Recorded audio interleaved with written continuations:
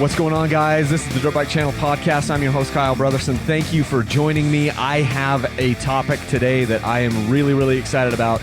We're going to be talking about the 2020 Yamaha YZ250FX, just my first impressions.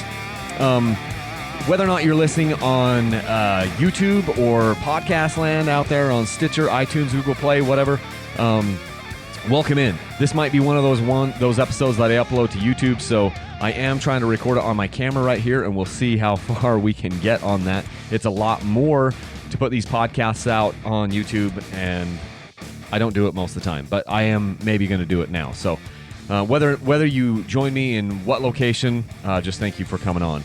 Today, we're going to be talking about the YZ250FX, and I am super excited about this bike. Here's the thing, guys. I don't really care. I just call things like I see it. I don't care what color the bike is. I don't care, who makes it. I don't care if it's 4-stroke or 2-stroke. I'm just trying to have fun on these bikes. And generally speaking, I have more fun on the 2-strokes just with the type of riding that I do.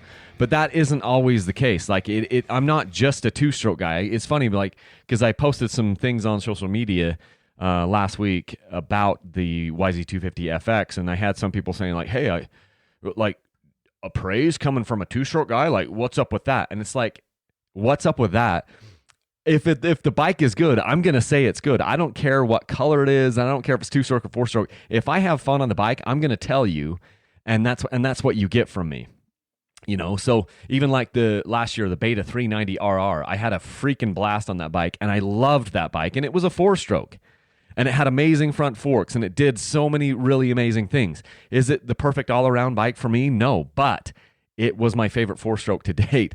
Here's the problem that Beta has right now. It is being challenged as my favorite 4-stroke of all time because this 2020 YZ250FX is freaking good, dude.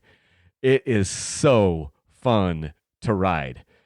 And some bikes are really good for the technical terrain, and some bikes are just better for the open, fast stuff, And so what I'm trying to do is I evolve this thing over time, is I'm trying to give praise to the bikes for what the manufacturer was trying to do at the time with what they had here, and review that model. And it may not be the best bike for me. It may not be the best all-around bike for me. But that doesn't mean that it isn't a good bike, and it doesn't mean that you won't love it. So I try to extol some of the virtues of these bikes, and then also point out some of the flaws at the same time. But this bike, the YZ250FX, is not a bike that I think is really good in the super gnarly, super technical stuff because it stalls too easily. It's a 4-stroke, but I don't have to talk about that right now. I'll get into that later. And I'm just excited. I'm super excited about this bike. I've got the app, the Yamaha Power Tuner app, which I'll also get into later. I'm pulling up my phone here to see how many, actually I'll pull up the screenshot I took, how many hours I've got on the bike. The bike says that I have 4 hours, almost 5 hours on the bike of total running time. That hour meter thing, though, it kind of runs a little bit longer. So it's saying I've got 4.49. I think it's 4 hours and 49 minutes, so almost 5 hours. I bet you it's closer to 4.5, because that every time you hit the starter, the Wi-Fi box connects to your phone and it starts counting, and it counts for at least 2 minutes after the bike is shut off, and so it probably doesn't have quite that much runtime on the motor. So maybe about somewhere between 4 and 4.5 hours is what I've got on the bike. Excuse me. And so here's something else that I'm doing. I put the last, 8 or 9 or maybe 10 different bikes, maybe even more than that. I've been putting tubeless on the bikes before I even ride them, and then putting great tires on the bike that I am extremely comfortable with and know very, very well. And the reason why I do that is it gives me a really good baseline of what the bike is and what the suspension is and what it wants to do, because it's something that I'm really, really comfortable with, because all these bikes come with different tires, and I'm not reviewing the tires when I review the bike. I'll mention what tire comes on it and whether or not I like it or not, but I don't think it's super fair to, maybe put a really great tire on a KTM and then just run the, stock tire on the Beta or on the Yamaha, because the tires make a huge difference. It's the contact patch with the ground. So just know that right away. The tire that I put on the front was a Bridgestone M59, which I haven't found a better tire than that. And the tire for the rear was a VE33S Gekkoda. It's IRC VE33S Gekkoda. It's a hybrid gummy tire. It is incredible. It's the best tire combination I can do. I also love some other tires, but those two tires together, you can't get better than that for the type of riding that I'm doing. You can get some different tires or whatever. You can get even a more gummy tire, but you can't get a better all-around tire for what I'm doing than that VE33S on the rear. Anyway, so this is something that I said on social media. I said that this YZ250FX is not a dirt bike. It's a rocket ship that opens up a portal to a higher dimension. And I think, and it's that sounds like hyperbole. Let me tell you exactly what I said on that social media post, because it kind of got a bunch of traction. I don't think this bike, it's too simple for me to just say, hey, this is a dirt bike. Because the thing that it does for me is it just makes me feel different. It makes me feel different about myself. It makes me feel different about my riding. And so it's awesome. What I said on the social media post, I'm like, hey, this is not a dirt bike. It's a rocket ship that opens a portal to a higher dimension. The only question is whether or not you have the guts to enter. This is how a high-performance, high-strung performance dirt bike is supposed to feel. It's not perfect. I've got a couple of legitimate gripes, but I didn't want to get into that. So I didn't even want to get off the bike the first time I rode it, and it was only 34 degrees. I rode it for about an hour and a half, and the forks were amazing right out of the box. I go on to say that this bike was better balanced and gave me more confidence than any bike ever. This is not a review. That's what I said, and I'm saying that right now for this podcast. This is not a review for the bike. I will not review the bike until I've got a lot of hours on it. This is just an initial impression. But what I said is I'm not reviewing the bike right now. I'm just giving my version of a standing ovation for what Yamaha was trying to do and nailed it. And I stand by that. It is a standing ovation for what they were trying to do. So the 2020 YZ250FX is based off of their 2019 motocrosser. In 2019, Yamaha basically redid their entire YZ250F, and they did some really cool stuff. And in 2020, that came over to the YZ250FX, and it's freaking awesome. It's a rocket ship. And for those of you like, oh, well, it's fast for a 250. No, it's fast.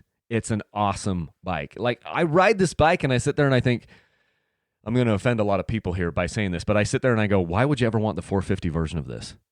I mean, and I haven't ridden the 450 version of this bike. I've had a number of 450s. I've ridden a number of 450s. But my question, there's so much power on this bike that, I mean, unless you were in deep sand all the time, or some desert racer that just is like, when in doubt, throttle out, I don't know why you'd want the 450 version of it. And the 450 version may be amazing, but I have not ridden a 450 that I really liked yet. So this bike it's awesome. It's just so balanced that it's scary good. The forks on this bike, they're KYB forks, and they were awesome right out of the box. I set the bike up like, in the kind of the standard settings, and it's stiff. Like, the bike is valved stiff. It's a very stiff bike, stiff chassis, that type of thing. It's a race bred bike, and it's a little stiff. But I loosened up my clickers a little bit after 10 minutes. I sped up the rebound, or I sped up the compression a couple of clicks. I sped up my rebound one click on that first ride, and I sped up my low speed compression on the shock by 2 clicks, I believe. And that was all I did. And the bike was just dynamite, like absolute dynamite. And I don't know, I was just loving it. I've got a video that's going to be coming out, I think tomorrow, on YouTube, where it's just a little bit of my first ride. And you can just hear it on my voice. My voice says everything you need to know, because the motor is just ripping. It is just like screaming. And the bike just feels so balanced and so just like straight and true. And I'm not doing anything technical. I'm just going out there, getting the feel of the bike. And I'm just like, oh my gosh, this sucker is absolutely incredible. And it was really eye-opening, because I had just ridden the Beta 300RR the day before in the exact same place, exact same area. I just went out and did some testing. One day I was doing testing on a Wednesday. The next day I was doing testing on a Thursday on 2 different bikes in the same place. And even though the Beta had recently been revalved and, complete overhaul of the suspension, I got to be dead honest with you. I was more comfortable on the YZ250FX immediately, and the bike just felt better than a completely revalved Beta. That isn't a knock on the Beta. What that is praise for this blue bike, this YZ250FX. It is awesome. It's just so fun, and I was having a joy. And here's the thing that I would say, like the front end. Let's talk about the front end and how planted it feels. On some bikes, the front end feels heavy. Like there's almost like a 25-pound weight strapped there. I feel like that when I've gotten on Hondas, and I feel like that a little bit on the Beta. That there's like this 25-pound weight that is strapped over my front wheel that is keeping the front wheel down to the ground. And that's just kind of a weird feeling. On this YZ250FX, it feels like it's glued to the ground with an electromagnet. It feels like it is glued to that ground, and it's just like, boom, it's just tracking super straight. But as soon as you hit the gas to where you want to like loft the front wheel onto something, it's like the electromagnet turns off and the bike is able to just fly and float wherever you want. And then as soon as you like roll the throttle down just a little bit past that little point, that little wheelie power point, then the electromagnet comes back on and boom, the front tire is stuck to the ground again. That's the best way that I have figured out in the last little bit to describe this, because it's just pretty dang cool. Yamaha has been doing KYB stuff for a long time, and they've got it figured out. Beta didn't have it figured out on their first version of the KYB there, but Yamaha has it figured out, and that front fork is super cool. It is super fun to ride that bike. But there's something also with the balance of the bike, the way that the shock and the frame and the chassis and everything works together, where it just gives you confidence, like supreme confidence. So I loved it. I love that initially, just getting on the bike and feeling that, just getting super comfortable with it super soon is just pretty fun. Overall, and then then this last week, I rode the bike yesterday. We took it down to St. George area in southern Utah. We did the first day we rode the Beta, and then yesterday I got to ride the Yamaha a lot. I rode it a lot. I've got over four engine hours on that bike, 4.5, maybe closer to 5. It's probably 4.5-ish.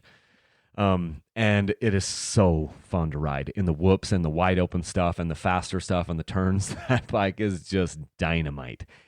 It stays flatter than the KTMs and the whoops. And I know that because we had 2 KTMs there that I rode in the last 2 days. I rode 5 or 6 different dirt bikes. I rode 3 of my bikes, both of Tyler's bikes, a 250XC, 2020, a 300 XCW. I rode a 2017 KTM 300XC.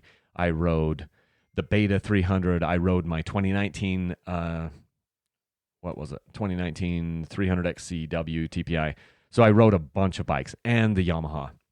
And the Yamaha just tracks straight in the whoops. It's like the chassis stays flatter and stays more level in the whoops than the KTM. It's awesome. It feels so good. Is it perfect? No, but it feels so awesome and so amazing. And I'll get to the negative stuff later. I just wanted to hit the positive things so far. It's super, super cool. I've got to make a note here so I don't forget about it.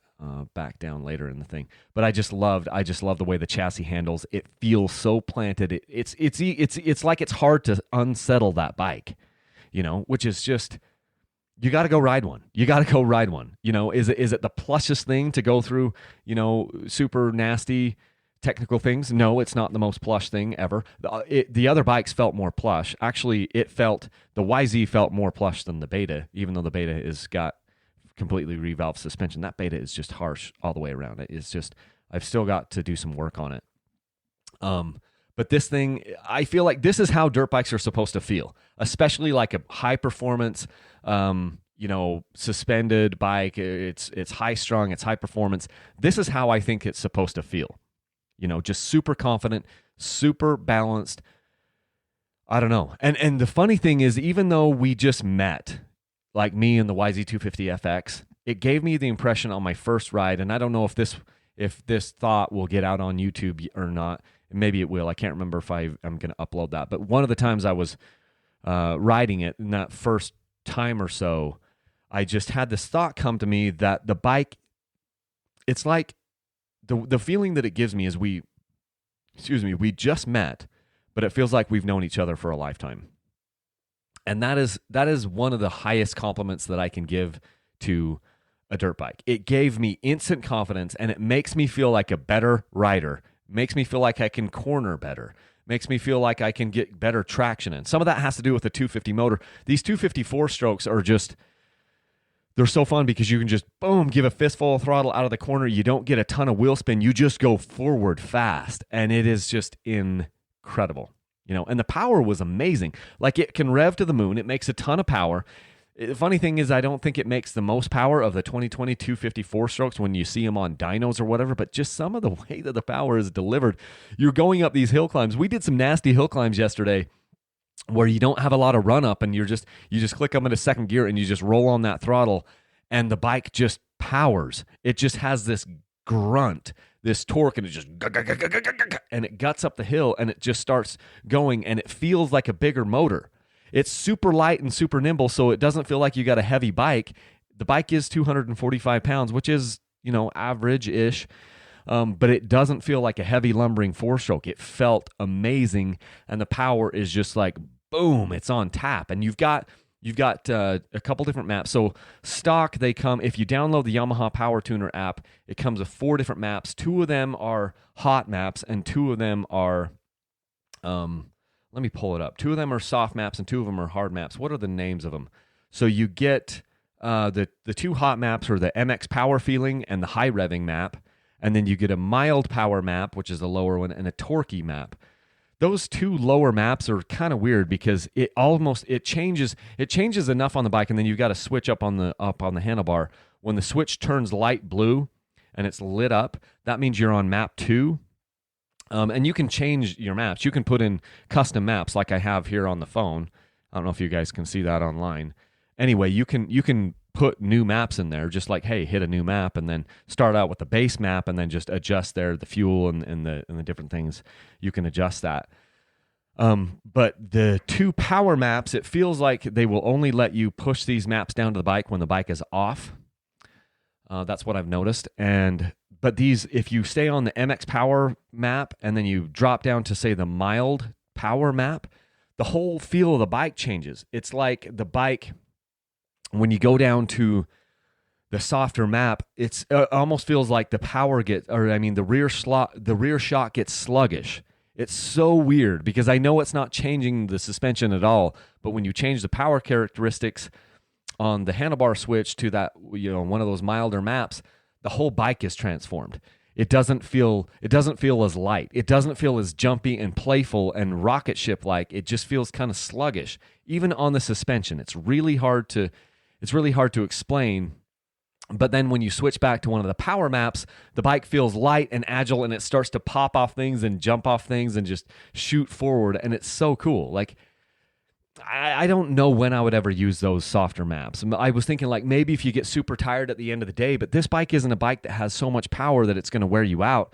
So I don't really know when you'd use one of those softer maps. So what I ended up doing is looking around. Everyone was talking about this Travis Preston map. I looked at it online. I created a new map for myself that was all flat with all the numbers, and then I just basically looked up the images and copied the fuel injection numbers, pluses and minuses, and the ignition pluses and minuses or whatever, and I basically just created my own, quote, Travis Preston map. He's one of these dirt bike tuner tester guys.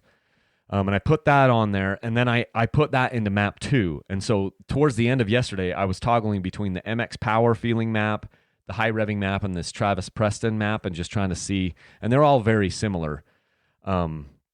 But I don't know why I would ever want the mild power map or even the torquey map, because it just makes the bike feel weird. It makes the rear end feel weird and sluggish, and I'd rather have the bike feel light and peppy and playful and agile, and so I prefer the power maps a lot.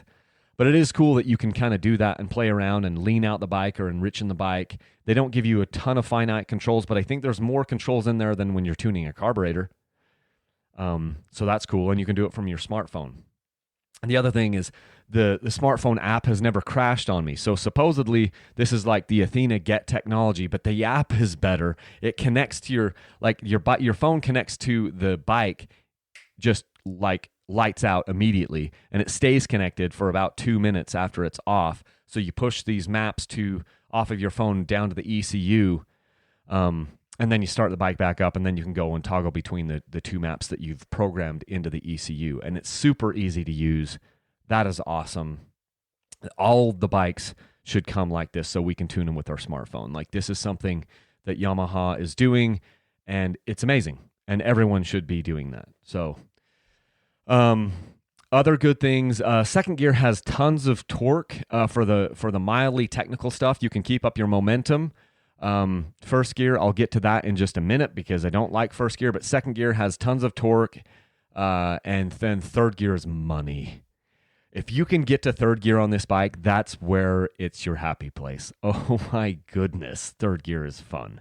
There's enough power on the bike, and if you're in third gear and you're going down the trail, you are having fun. Like, you get this bike between third gear and fourth gear, and oh my goodness, it is a joy. I will just say, second gear's got tons of torque for some of the mildly technical, slower stuff, but not slow stuff, because you can keep the RPMs low and you can get a lot of forward momentum. So that's what I like about second gear. Third gear is just money. You get into third gear and an instant smile comes across your face because the bike is tracking straight. It's still light. It still allows you to put the front wheel wherever you want. And your entire body turns on fire in third gear. It ignites into fire. I don't know how else to explain it. I don't even want to try. Third gear's money. Third gear is fire. The suspension, just kind of going back to that, it's a little stiff for the hard rocks, the super sharp edges. It absorbs it, but it doesn't absorb it as much as like a KTM XCW or even a KTM 250XC. It's not as plush. Like, this bike is not as plush as any of the KTMs. But it's not bad in that stuff, and it can be made softer than it is right now. And I'm going to play around with that. I played with it a little bit yesterday. I adjusted my high-speed compression on the rear shock about a quarter turn faster to see, and I just, every time I play with the bike, I like it a little bit more. So those are my initial impressions. The good thing, here are my initial impressions when we're talking about the bad. I didn't notice this spring, so the kickstand. I didn't notice this when I had my YZ2, the last couple YZ2, because I had a 250FX back in 2016, I think I did. And I had the YZ250X, and I didn't notice this problem, but on the kickstand, the boots, especially my CD boots gets hooked under the spring on the kickstand, and I can't move. It's scary. I get locked into it. So after my first ride, I came home and I ordered a Fastway kickstand for it that it has an internal spring. It's pretty expensive. I bought it for like $170, $170. And then I got it, and it came right before my riding trip, and I realized I couldn't put it on because in order for me to use that kickstand, I need the 2020 YZ250 foot peg like holder. Like the foot peg bolts, the foot peg holder bolts to the frame. And with the FX, it's the foot peg holder and the kickstand all kind of in one. And so my boot is catching on and getting caught there in the kickstand spring. Super scary. And I go to order an aftermarket kickstand, and then I realize I need the YZ foot peg holder, whatever you call that, foot peg adapter thing. So I'm going to buy that as well, which is like $20 more. I'll get that, and then I'll be able to put this Fastway kickstand on the bike so I don't get locked in.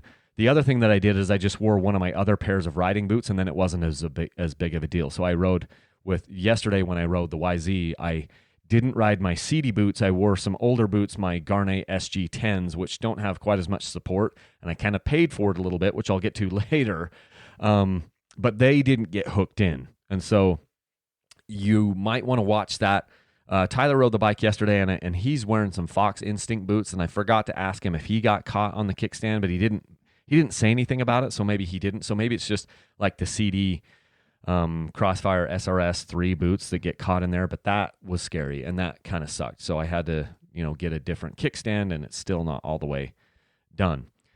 Other bad things, first gear is too low. So they gave this bike, I'm pretty sure they gave this bike the WR transmission, and first gear is too low. First gear is basically unusable.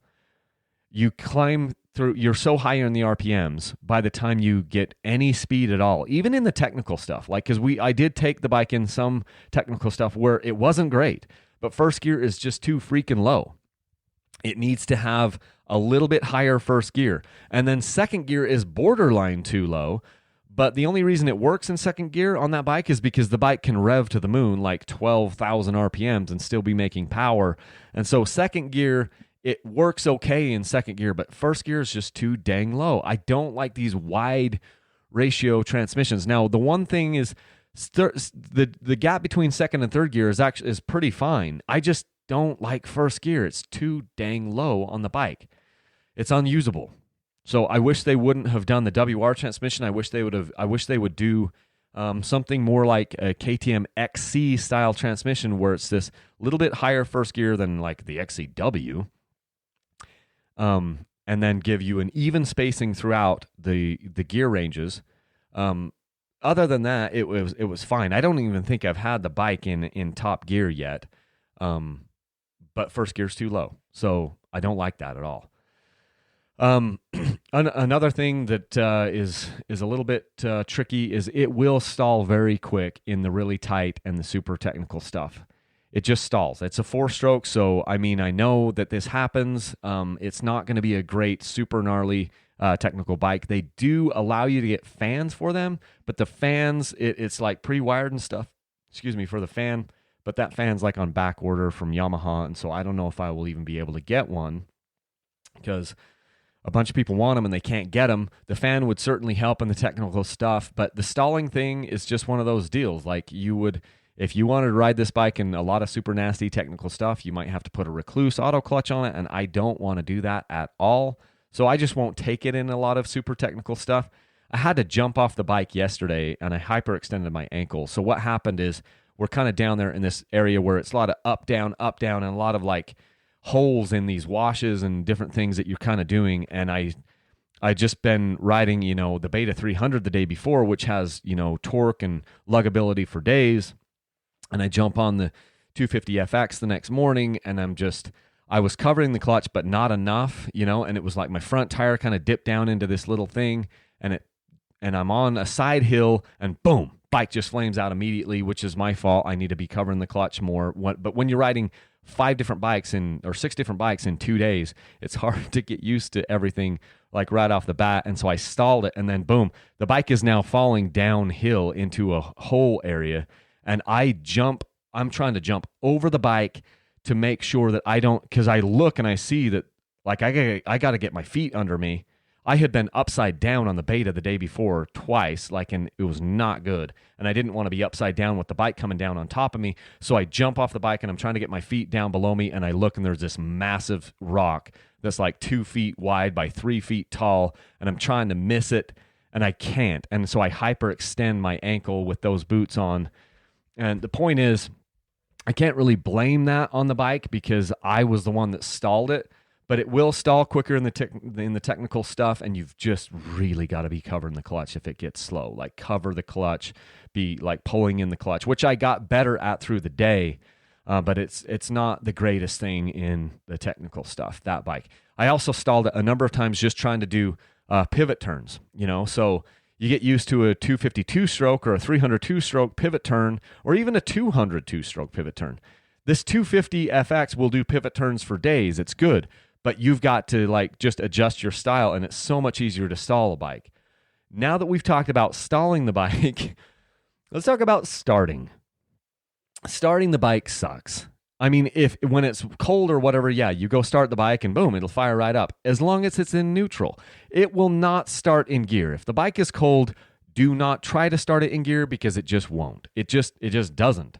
And I may have to put a better battery in it, which I think I have a better battery coming, because this battery doesn't leave the battery is just, it's not giving me a ton of confidence that it'll be able to start the bike. And once it does get hot, then it is sometimes even worse to start. Now, I feel like on the second ride, it started to get better because after my first ride, I was like, you know what? If the one thing you're going to do is you're going to find out how to you're going to be good at getting to neutral, which it's hard to get to neutral on this bike. It's hard to find in between first and second. But I'm like, well, you've got to get it because it won't start when it's in gear. The first ride, it was like a 50-50 whether or not I was going to be able to get it to start in gear. By the second ride, it felt like it was starting better, but you cannot be opening the throttle at all.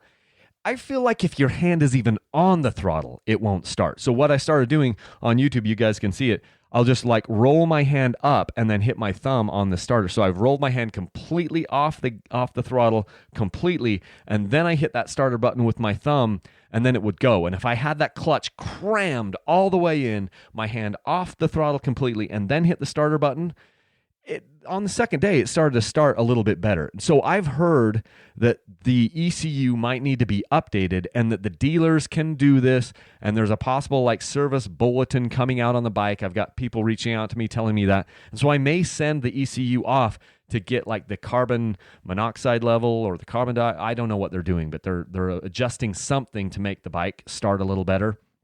So the starting sucks. You might want to look into that. You might want to look into seeing if your ECU needs to be updated to make it start better. So, all the people that are like, oh, all these bike manufacturers should have this bike perfect from the factory. They all have updates that they can do onto them. So starting sucks, but it might be getting a little bit better, and you get a little bit better at it. But when in doubt, get the sucker into neutral. If you're coming up to a stop with your buddies, just find neutral while you're sitting there chatting with them. And then when everyone goes, you won't be sitting there cranking the bike for 5 to 10 seconds and be way behind everyone. The brakes are actually not too bad. It's got Nissan brakes, but they're just not as good as a Brembo brake. I mean, it wasn't a huge downer, but it's just not quite as good. I think they worked pretty well, but they're not quite as good as like a Brembo brake. And then we talked about the battery. I don't have a ton of confidence that battery is going to be able to start me all day long. There was a couple times, like in the middle of the ride, it was like, you'd hit the starter and and it would stop because there's so much compression on this bike that, there was a couple times I'm like, wait, is it going to start? And it did, but I think I might get a different battery. I'm pretty sure this is a lead acid battery in the bike. I need to tear into it and see, but I'm pretty sure it's a lead acid battery, and I think I'm going to replace it for like an anti-gravity battery with possibly the one that has the restart technology in it. So those are my thoughts on the bike. I absolutely love it so far.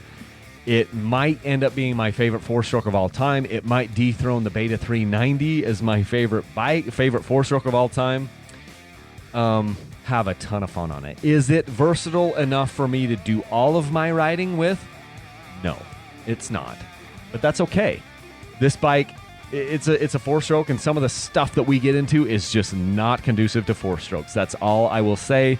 A lot of that stuff never makes it onto YouTube, but you just know, like, nobody's doing hard enduro stuff or I should say soft enduro stuff on four-strokes. Very few are, because it's just too much work. They get too hot, they stall too easily, all these things. So is it good enough to be my replacement bike for like everything and have this be the only bike? If this was my only bike, I'd have to adjust my riding style. I'd have to do some of the riding places that we go to, I would just have to not go to them. But you know what? I would adjust and I would have a freaking blast on this bike because it is so fun in so many areas, and there's so much that's done right with this bike, and the forks are incredible, the shock is amazing, the chassis is so cool. It is just an absolute blast. That motor is awesome. I want to ride it. I want to ride it more. That bike makes me want to ride more. Like, I cannot tell you how excited that makes me. I haven't said that about some of the bikes that I've done recently. You know what I'm talking about. But this Yamaha makes me want to ride. It makes me think about the next ride and be like, when's the next time I'm going to go out on it? I'm thinking about that, guys, and that means that it's good. It is freaking good. And I can't wait to ride it again. Those are my initial thoughts. This is not a full review. I won't do a full review until I've got a lot more time on it, a lot more hours on it. I'll do a full review later on YouTube, maybe podcast land, but these are my initial thoughts after about 4.5 hours. Super impressed. I also love the app because you can put like race notes in there. It's keeping track of your maintenance logs. The app is pretty cool. The Yamaha Power Tuner app is pretty cool. I'm excited about this bike. Okay, everybody, you know what to do. Leave a single track. Thanks, guys.